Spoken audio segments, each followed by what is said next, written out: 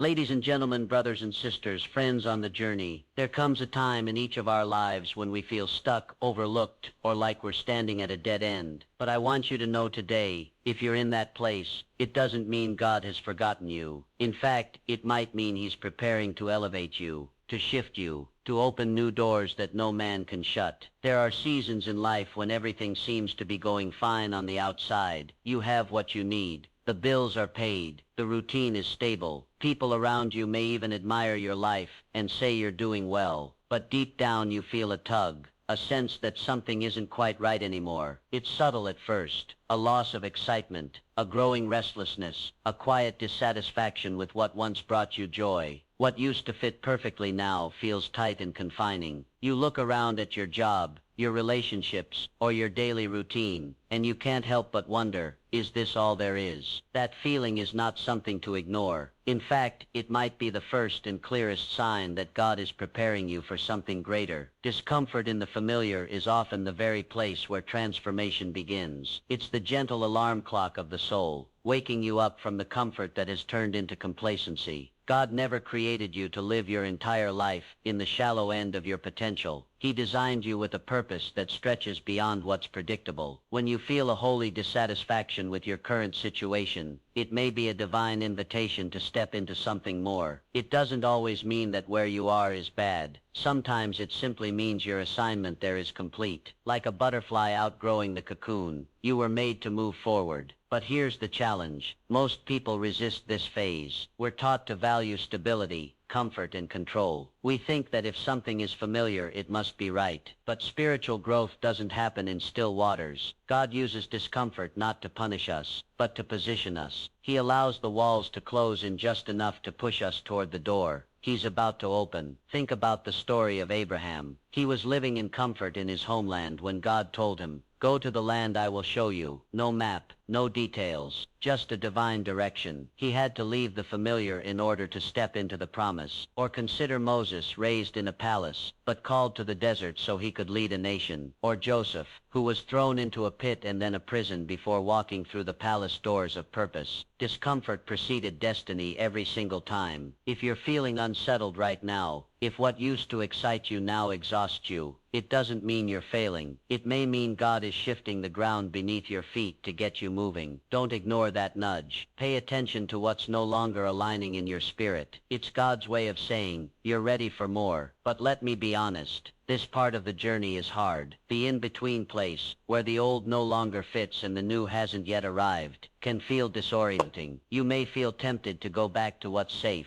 to silence the restlessness, to settle for less just because it's easier. But don't. That internal discomfort is a signal that you are growing beyond your current space. It's spiritual stretching, and it's necessary. God never wastes your discomfort. Every unsettled feeling is preparing your heart, sharpening your focus, and loosening your grip on things that can't go with you into the next season. He is not trying to frustrate you. He's trying to free you. He's drawing your attention to the areas of your life that have become stagnant, because he wants to breathe new life into you. But you have to be willing to move. So what should you do in this season? First, don't rush the process. Sit with the discomfort long enough to understand what it's teaching you. Pray for clarity, not just comfort. Journal what you're feeling. Talk to God honestly. Then take small steps of faith in the direction of growth. You don't have to have the whole path mapped out. Just be willing to say yes when God calls. Remember, discomfort is not the enemy. It's the divine signal that you were never meant to stay stuck. And when you feel it deeply in your spirit, take heart. God is about to open a new door. He is not finished with your story. The chapter you're in is just a setup for what's next. Keep trusting. Keep walking. Your next level is calling. Sometimes life doesn't go the way we planned. You pray for an opportunity. You prepare for it. And you even start to taste the possibility of success, only to watch the door slam shut right in front of you. It can feel personal. It can feel painful. Rejection stings, especially when you've given your all. waited patiently, and believed with your whole heart that this was the right path. And in that moment, when something you hoped for disappears, it's easy to wonder, why did God let this happen? Why did he say no? But what if the closed door wasn't a punishment, but a redirection? What if that opportunity wasn't the destination, but just a detour? You see, God sees the full picture, when all we can see is a single puzzle piece. He knows where the road ends. He sees what's waiting around the corner, things we're not ready for, dangers we don't recognize, blessings that require more preparation than we realized. When God closes a door, he does so with full knowledge of what he's protecting you from, and what he's preparing you for. Sometimes the closed door saves us more than the open one ever could. The problem is, our human instinct is to interpret no as never. We think rejection means we're not good enough, that we've missed our chance, or that God has forgotten us. But the truth is far more comforting. Rejection is often a redirection from something that's not right for you, or not right for you yet. Just because it looked like a good door, doesn't mean it led to the right room. Some doors open to distraction, some to delay, some to disaster, and God in his mercy won't let you walk through what he knows will harm you. Think about how often in life we cling to things simply because they're what we wanted, not because they were ever meant for us. A job offer that looks perfect on paper, but would have drained your soul. A relationship that seemed promising, but wasn't rooted in love or respect. An opportunity that came with status, but would have stolen your peace. We don't always see these things clearly in the moment, but in hindsight, when we're standing on the other side of the closed door, we often realize, thank God that didn't work out. And in those moments of clarity, we begin to understand that every closed door has a purpose. Sometimes it's to build your resilience. God will let you face disappointment, not to break you, but to shape you, to teach you how to bounce back stronger, with deeper faith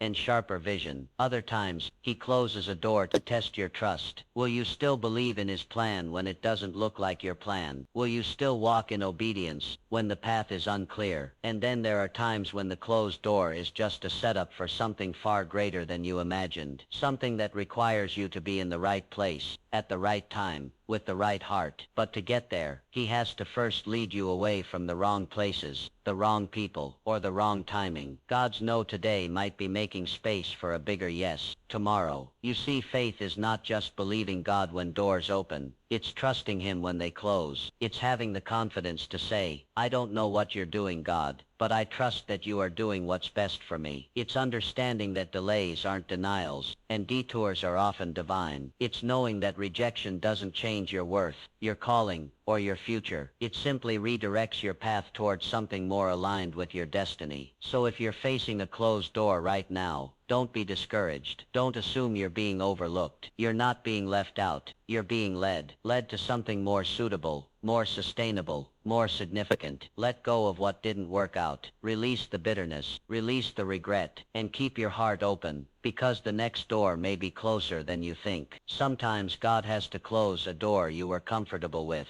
so he can open the one you were created for. And when he does, you'll realize that what you thought was rejection was actually one of the greatest acts of love he ever showed you. There are moments in life when something keeps tugging at your heart.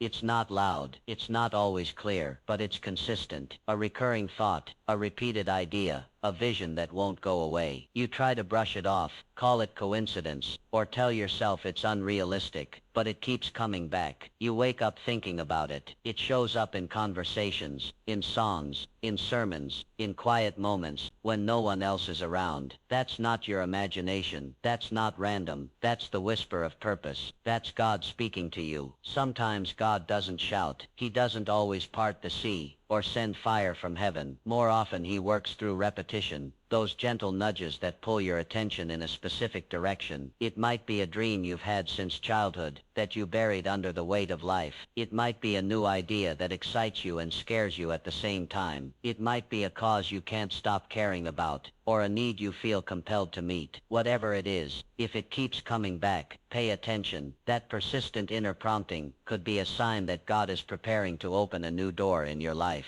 You see, God often plants seeds in your heart long before the harvest harvest. He places vision inside you before the opportunity appears. The idea comes first, and the platform comes later. The conviction shows up, and the confirmation follows in time. That restlessness you're feeling isn't something to ignore. It's often a sign that you're being invited into something new. But here's where most people struggle. They doubt the promptings. They think, who am I to do this? Or this is just my imagination. But God has always used ordinary people to do extraordinary things when they're willing to respond. Moses tried to talk himself out of his calling. Gideon said he was too weak. Jeremiah said he was too young. And yet the calling persisted. Why? Because when God puts something in you, he doesn't change his mind. He keeps reminding you, not to torment you, but to awaken you. Those promptings aren't there to frustrate you. They're there to prepare you. They're divine clues, pointing to the next chapter of your life. The key is not to wait for everything to make sense. The key is to take the first step. God rarely reveals the whole picture up front, because he wants to grow your faith in the process. That nudge in your heart isn't about knowing every answer. It's about being willing to say yes, even when the road isn't fully visible. If you're feeling a consistent pull towards something new, a business idea, a ministry, a shift in career, a move,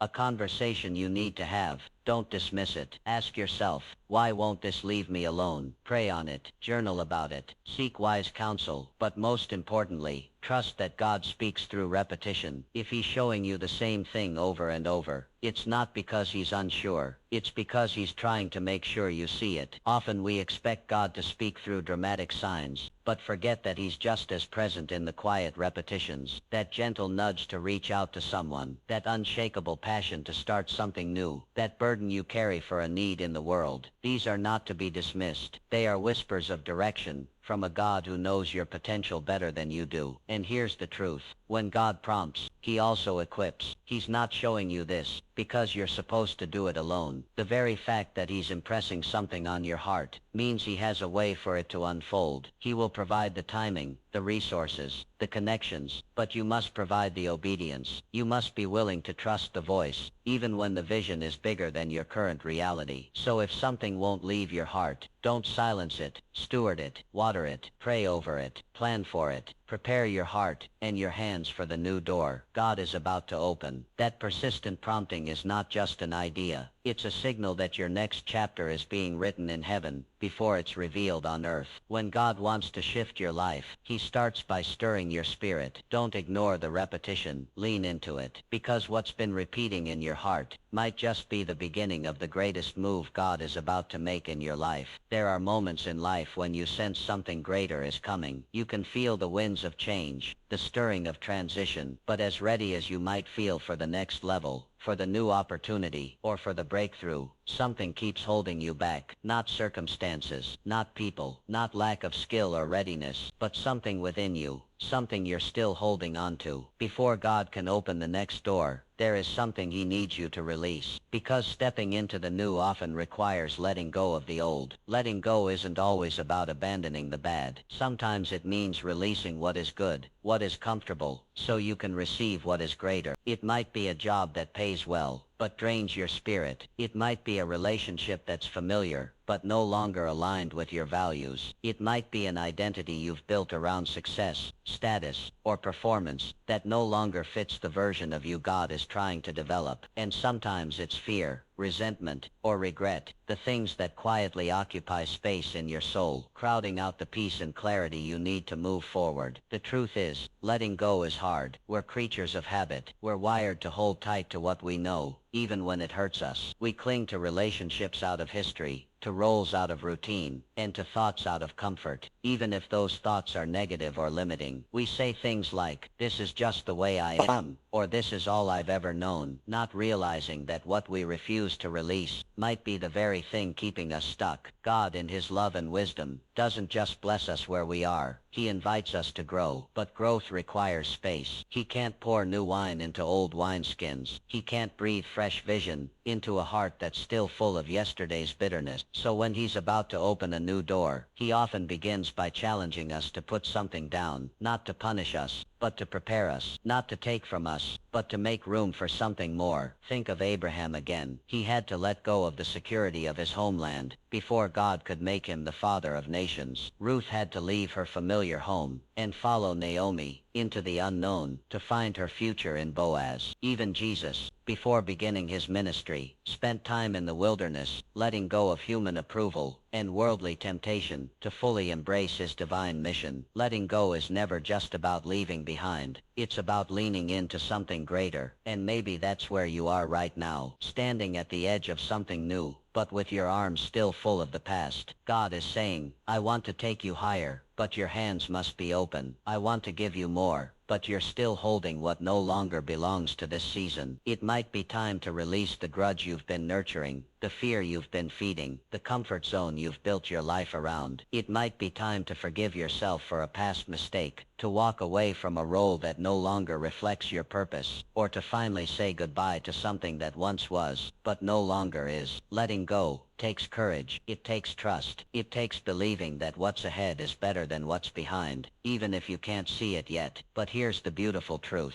When you let go of what you've outgrown, you free yourself to receive what is divinely designed for your next chapter. You make space for clarity, for joy, for alignment. You move in faith, and faith is the key that unlocks the door. God will never ask you to release something unless he intends to replace it with something better suited for your future. So don't be afraid to let go. Don't be afraid to loosen your grip on what feels safe. What you release in obedience, God multiplies in return. And often, the very moment you let go is the moment the new door begins to open. If you're in a season of shedding, surrendering, or saying goodbye, don't lose heart. It's not the end. It's the preparation. You're not being emptied. You're being made ready. And the door that God is about to open will not require you to drag anything from the past with you. It will only require you to step forward with open hands, and an open heart. There's a specific kind of frustration that comes when you know you're ready, but nothing seems to be moving. You've done the work. You've prepared your heart. You've prayed and waited. You've believed. And yet, the breakthrough doesn't come. The door doesn't open. The opportunity doesn't arrive. It feels like you're standing at the edge of something big, and God is just silent. It's in these moments that doubt creeps in. You wonder, did I miss it? Did I hear wrong? Or worse, has God forgotten about me? But what if the delay isn't a delay? What if the waiting is not wasted time, but part of a divine strategy? You see, God is not bound by our clocks or calendars. He operates on a timeline far beyond what we can comprehend. To us, a delay feels like a setback, but to God, it's preparation, alignment, and protection. When it seems like nothing is happening, often, everything is happening, just behind the scenes. God is moving pieces, arranging people, shaping character, and preparing you for a door that requires more than you currently carry. Because the truth is, sometimes we want the promise more than we're ready for it. We're asking for things that our present character, mindset, or spiritual maturity can't yet sustain. God loves us too much to give us something prematurely, something that might bless us temporarily, but break us long term. He's not interested in just opening doors. He's interested in preparing you to walk through them and stay there. And that kind of preparation takes time. Think about David. He was anointed king as a teenager, but he didn't wear the crown until years later. Between the promise and the fulfillment, there were battles, betrayals, and seasons of obscurity. At any point he could have thought, God changed his mind. But the delay was divine. It was in the fields with sheep, in caves, hiding from Saul, and on battlefields, that David became the man who could carry the crown. Or consider Joseph. He had a dream of leadership, of influence, but first came betrayal, slavery, and prison. Every step looked like a detour, but each was part of a divine timeline. Had Joseph been promoted too soon, he would have lacked the wisdom, humility, and strength to save a nation in famine. The delay wasn't a punishment. It was a setup for something bigger than he imagined. And that's what we often miss in our own waiting seasons. We want the shortcut, but God is building something sustainable. While we're focused on the destination, he's focused on the foundation. He knows that anything built too fast, without depth or discipline, can collapse under pressure. pressure. So he lets us wait, not to discourage us, but to develop us. In the waiting, he teaches us how to trust when we can't trace him. He trains our patience. He reveals our motives. He deepens our roots. Sometimes, he delays a door to protect us from what we don't see coming. Other times, he's allowing circumstances to line up so that when the door opens, everything fits perfectly. We may not always understand it in the moment, but we're not supposed to. Faith is trusting that God is doing something, even when we can't see anything. Faith is believing that the delay has purpose, that the silence isn't abandonment, it's strategy. And here's something beautiful to remember. What's for you won't pass you. God's timing is precise. When he says it's time, nothing can stop it. Not people, not setbacks, not even your past. The right door will open, at the right time, in the right way. But until then, your job is not to force it. Your job is to remain faithful. Keep showing up. Keep doing the unseen work. Keep serving, loving, growing, learning, and praying. The delay doesn't mean you're disqualified. It means you're in process. And when God finally opens the door, you'll walk through it with the wisdom, strength, and confidence that only the waiting season could have built in you. So don't despise the delay. Embrace it. Let it refine you. Because when the door opens, you'll realize that the timing wasn't late. It was perfect. Divine delays aren't divine denials. They're the markings of a God who is not just preparing the blessing for you, but preparing you for the blessing. There are times when things begin to shift in ways you can't quite explain. Doors that were once sealed shut suddenly swing open. People show up unexpectedly with encouragement, ideas, or resources. Opportunities arise that you didn't chase, and favor seems to find you in the most unlikely places. These are not coincidences. These are divine signals that God is moving on your behalf. When you begin to experience unusual favor and opportunities that don't match your resume, your background, or your current network, it's often a sign that God is opening new doors in your life. Unusual favor is God's way of marking a season with his fingerprint. It's when you're chosen, even though you weren't the most qualified. It's when someone gives you a platform, a connection, or a chance you didn't expect, or even ask for. It's when things align beyond logic, when the timing is too perfect, and the doors are too precise to be random. That's the evidence of divine orchestration. It means God has gone ahead of you and prepared a space that only you can fill. This kind of favor isn't something you can manufacture or manipulate. It's not the result of striving or self-promotion. It comes when you've been faithful in the unseen places, when you've sown seeds in silence, prayed without applause, served with. God sees all of that, and in due time, he rewards it, not always in the way you expect, but always in the way you need. The amazing thing about divine opportunities is that they often show up in ordinary ways. A conversation that starts casually ends up opening a major door. A random email leads to a job. A chance encounter leads to a partnership. God doesn't always move with fireworks and fanfare. Sometimes, his biggest blessings come wrapped in quiet moments that only later reveal their full impact. And if you're spiritually alert, you'll begin to notice the pattern. Unusual favor begins to cluster around your life, gently pushing you towards something greater. What makes this so powerful is that it bypasses the natural order of things. The world says you need connections, status, credentials, but God says, I can make a way where there is no way. Favor is when people advocate for you in rooms you're not even in. It's when your name is spoken in places your feet haven't walked yet. It's when doors open, not because you knocked the hardest, but because God whispered your name to the right person at the right time. But here's something important to understand. Favor is not just for your benefit. It's for God's glory. When he opens a new door for you, it's because there's an assignment on the other side. There's someone you're meant to help, something you're meant to build, a purpose you're meant to fulfill. Favor is always connected to purpose. So when it starts showing up, don't just celebrate. Listen, ask God, what are you preparing me for? What is my role in this?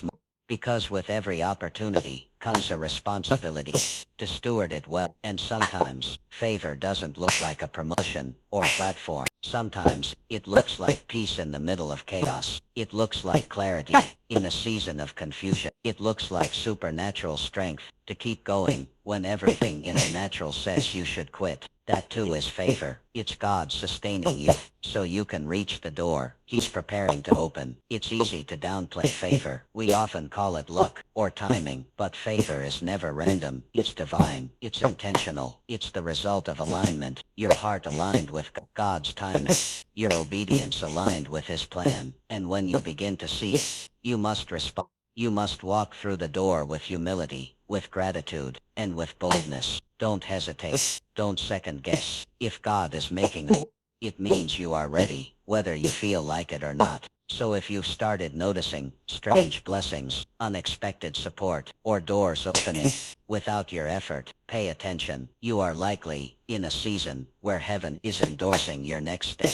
That favor is not by accident. It's a sign that the new door is not just near, it's already being opened. There comes a time when without any clear sign or obvious change in your external world, something inside you begins to stir. It's not driven by fear or pressure, but by a deep, compelling sense that something is coming. You can't quite explain it to others, and you may not even understand it yourself, but you feel it, a divine nudge to prepare, not later. Now, you feel prompted to clean up your life, sharpen your skills, refocus your time, and get ready for something bigger, something new.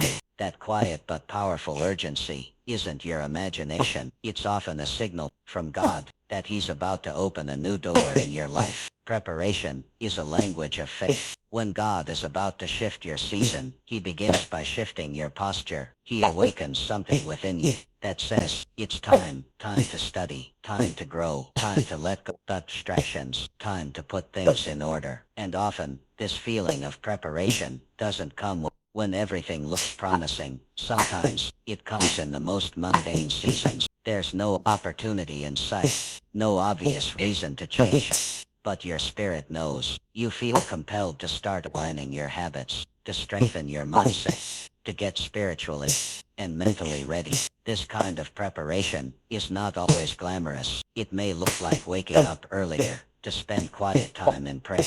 It may look like organizing your finances, reworking your schedule, or finally addressing the areas of procrastination in your life. It's the unseen effort, the intentional, quiet discipline that no one claps for, but God honors deeply, because preparation is proof that you believe something is coming, even if you can't see it yet. Think of Noah. He built an ark long before there was a cloud in the sky. People laughed, doubted, and questioned him, but Noah wasn't building based on what he saw. He was building based on what he heard. He heard God say, prepare, and that was enough. He acted in faith, not knowing when the rain would come, but knowing the preparation was the proof of his belief. Or consider Esther. Before she stepped into her purpose, she went through months of preparation. When you feel God pushing you to prepare, don't ignore it. That urgency is sacred. It's His way of saying, I'm about to do something.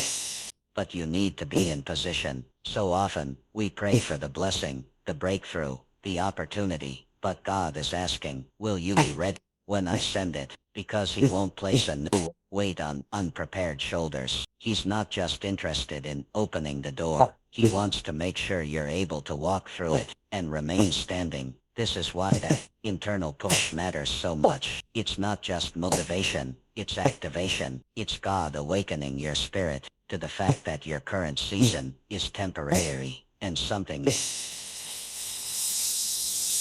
on the horizon. So don't delay. Don't wait for a confirmation from people when you've already received a conviction from God. Move. Clean the clutter, physically, mentally, emotionally, spiritually. Get in alignment with the version of yourself that can carry what's coming. God honors preparation because it shows that you're ready. Ready for more. Ready for better. Ready for the responsibility that comes with answered prayers. So if you're feeling that inner urge to get ready, even if you don't know exactly what for, obey. Don't rush the process, but don't ignore the prompting either. You're being positioned, you're being trained, and when the new door opens, you won't be caught off guard. You'll be prepared, equipped, and aligned.